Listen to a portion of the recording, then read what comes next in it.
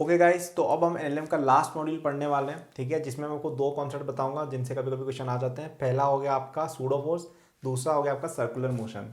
तो pseudo force क्या होता है वो देखते हैं, ठीक है।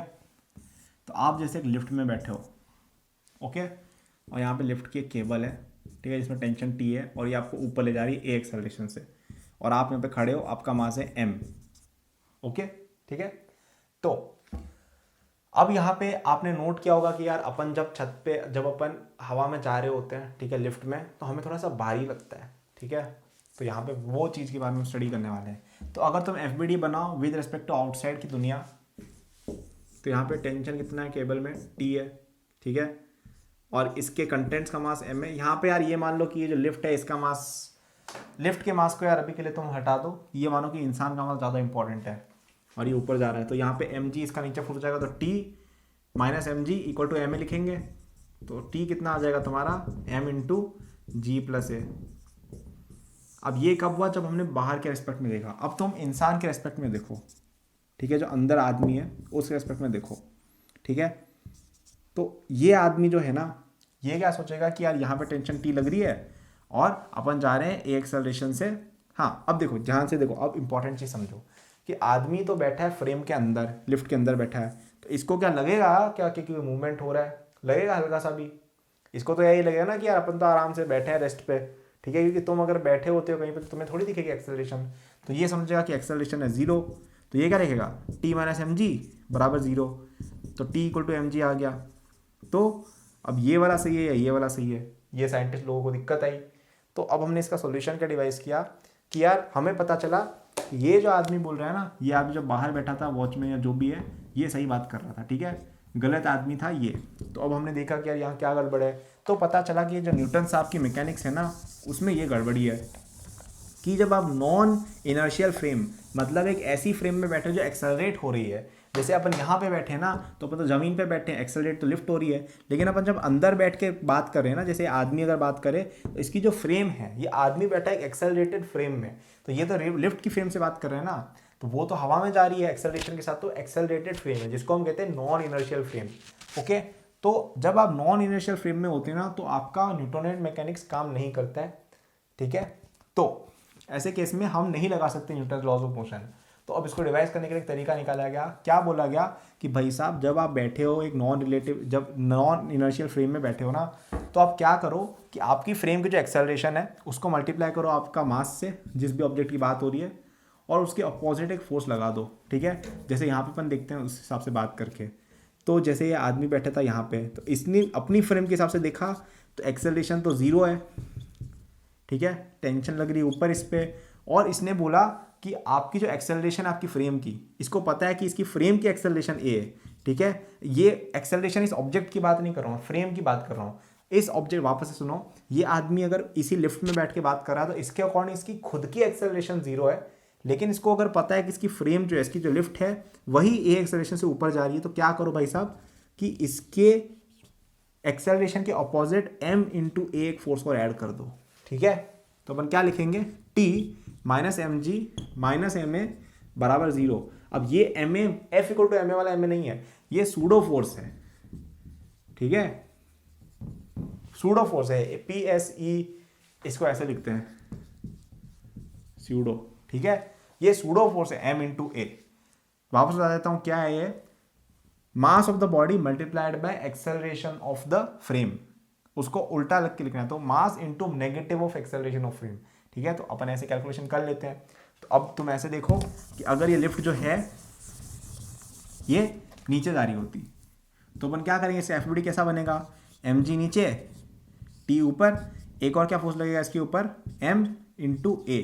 अब ऊपर की तरफ क्यों लगा, कि लिफ्ट नीचे जा रही थी तो सूडो फोर्स लगेगा ऊपर, तो अपन क्या लिख देंगे, T plus M A minus M G बराबर जीरो, और आ जाएगी एक्सेलरेशन तुम्हारी जो भी है, टेंशन आ जाएगी एम इंटू जी माइनस ए। तो ये होता है आपका सूडो फोर्स।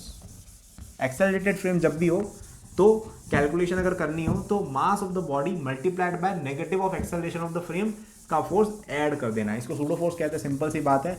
अब देखो सूडो फोर्स वगैरह पे यार क्वेश्चन इतने ज़्यादा देते नहीं है ये जेई वगैरह में, ठीक है, तो इतनी टेंशन मत करो। ये बेसिक देखो, सूडो फोर्स बेसिकली एक कैलकुलेशन को इजी करने का तरीका है। सूडो फोर्स इन इटसेल्फ कुछ नहीं होता है, वो एक ह्यूमंस का कॉन्स्ट्रक्ट है, ओके। तो आपकी प्रॉब्लम्स वैसे हो जाएंगे एलएलएम से। अब जैसे लिफ्ट वाली प्रॉब्लम थी, इसमें तुम इतना क्यों सोच रहे हो, यहीं पे टी इसकी फ्रेम से देख लो ना, तो T minus M G equal to M है, ये देखो तुम्हारी नॉर्मल मैकेनिक्स से भी हो गया।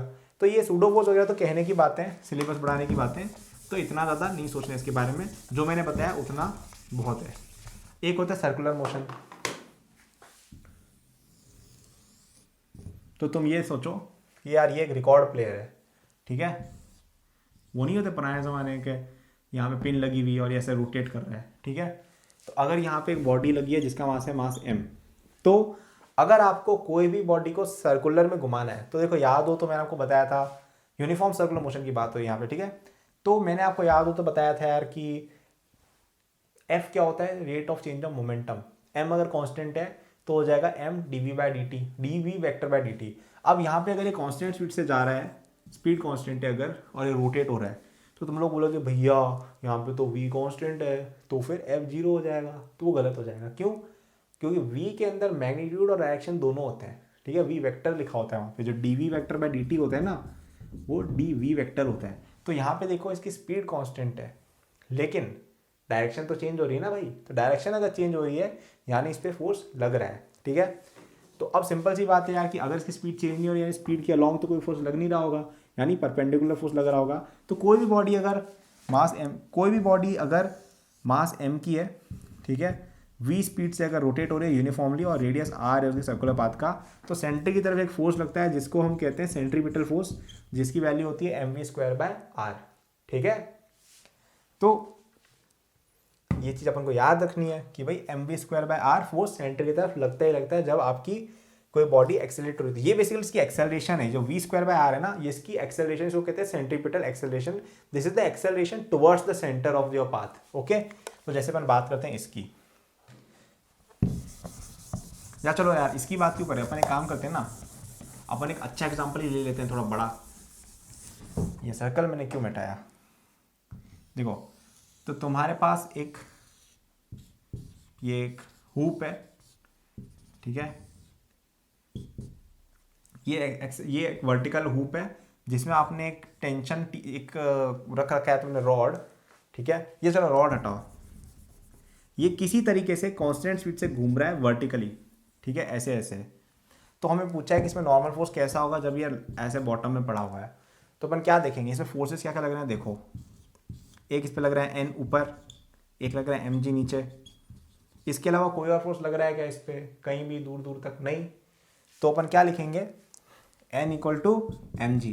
वो गलत हो जाएगा। क्यों गलत हो जाएगा? वो इसलिए गलत हो जाएगा भाई क्योंकि ये सर्कुलर मोशन कर रहा है।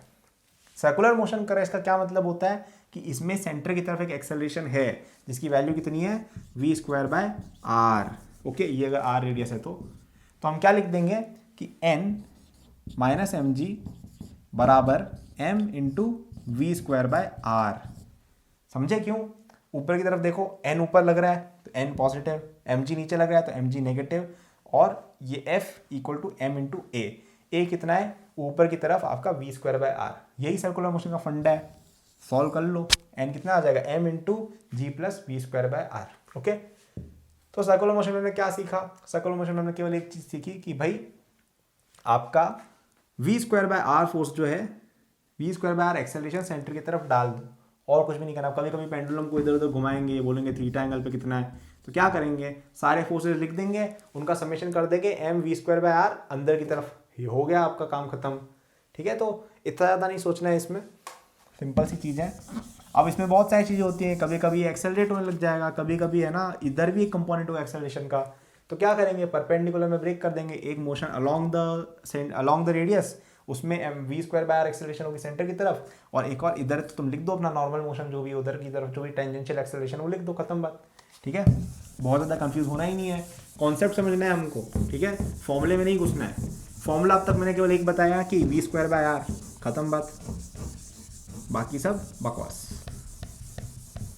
तो यार सूडो फोर्स भी कवर हो गया, सर्कुलर मोशन भी कवर हो गया। अब कभी कभी क्या पूछेंगे ये लोग कि सेंट्री, अब इसको सेंट्रीपिटल फोर्स कहते हैं, ओके। एक होता है सेंट्रीफ्यूगल फोर्स, वो कुछ भी नहीं होता है कि मैंने जो बोला ना कि एक्सेलरेटेड फ्रेम है, तो अगर तुम्हारी फ्रेम सर्कुलर मोशन कर रही है, जैसे तुम जैसे ये जो तुम्हारा हुप था ना, तुम्हारा जो हुप था उसी के रेस्पेक्ट में तुम देखो, ठीक है। तो इस हुप के रेस्पेक्ट में तुम पे क्या क्या फोर्स लग रहे हैं, एन और एम जी। और इस हुप के हिसाब से तो ये हुप का मतलब ये जो बॉल है ये, अब इसके हिसाब से तो यार तुम्हें लगा कि भाई मैं तो यार आराम से रेस्ट पे हूँ, तो गलत आएगा ना आंसर। तो इसके लिए लोगों ने क्या बोला कि तुम्हारी जो फ्रेम, अब देखो यहाँ पे अगर अपन सूडो फोर्स लगाएंगे तो देखो इसकी एक्सेलरेशन क्या है, इसकी फ्रेम की वी स्क्वायर बाय आर अंदर, ठीक है। हम इसी की बात कर रहे हैं, इसके अंदर बैठ के हम बात कर रहे हैं इसकी फ्रेम और रेफरेंस, ठीक है। ये जो बॉल या जो भी है, तो इसके रेस्पेक्ट में इसकी फ्रेम एक्सेलरेटेड है ना, V square by centripetal acceleration लग रही है।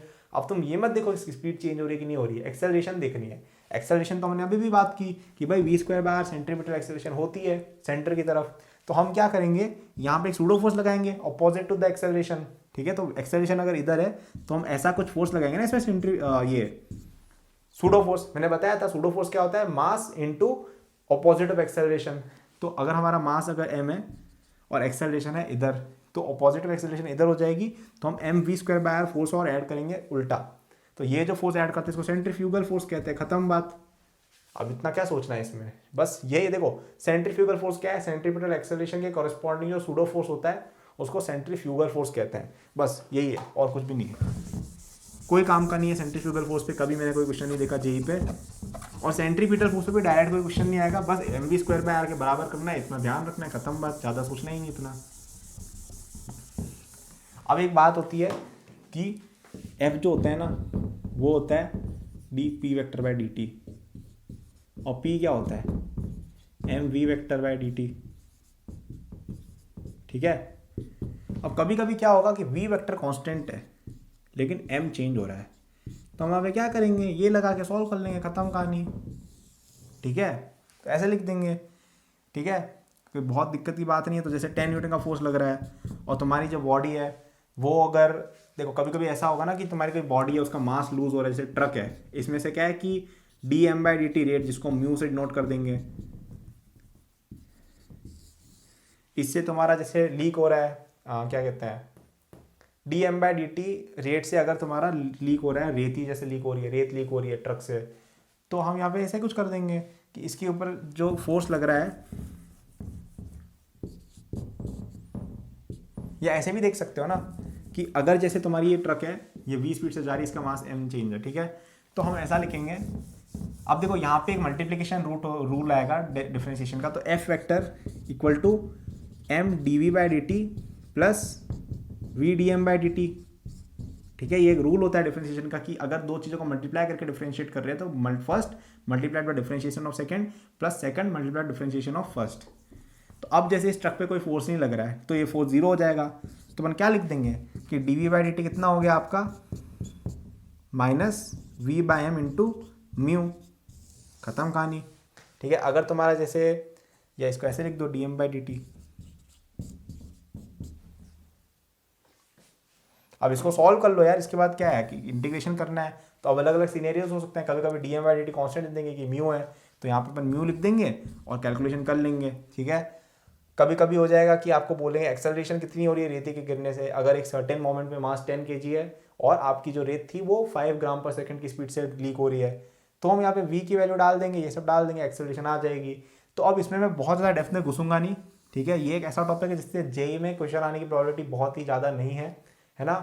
और ये क्वेश्चन पे क्वेश्चन आएगा भी तो इसको समझाने में दुनिया भर का टाइम लग जाएगा और इंपॉर्टेंट इतना है नहीं। तो बेसिक्स मैंने बता दिया है कैसे सॉल्व करना है कि भाई F equal to m d v by D t plus v d M by D t, ये असली फॉर्मूला होता है, ठीक है। यहाँ वेक्टर लगा दो और यहाँ F कर दो तुम, ठीक है। ये बंदा जिस बंदे को ये चीज़ समझ में आती है वो ये क्वेश्चन सॉल्व कर लेगा, ठीक है। ये चीज़ अगर तुम नहीं समझ पा रहे कि भैया ने क्या कर दिया, इतनी चिंता की बात नहीं है।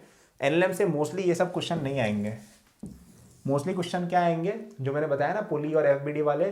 तो अगर इस पूरे चैप्टर में तुम्हें एक वीडियो समझनी है तो वो सेकंड वाली वीडियो समझना, जिसमें मैंने बताया है कि भाई पुली, मास और ये सब चीज़ें कैसे सॉल्व करते हैं, ठीक है। एफबीडी बनाओ, फोर्सेस शो करो, इक्वेशंस लिखो और उनको सॉल्व करो, बस ये क्वेश्चन आएगा एनएलएम में मोस्टली, ये सब बिना मतलब की चीज़ें। तो यार यहाँ पे आपका एनएलएम खत्म होता है। Thank you for watching this video till the end. I'm sure that you enjoyed it. यदि आप अपनी पूरी जेई प्रिपरेशन मेरे साथ करना चाहते हैं तो आपको डिस्क्रिप्शन में मेरे जेई के फुल कोर्स का लिंक मिल जाएगा।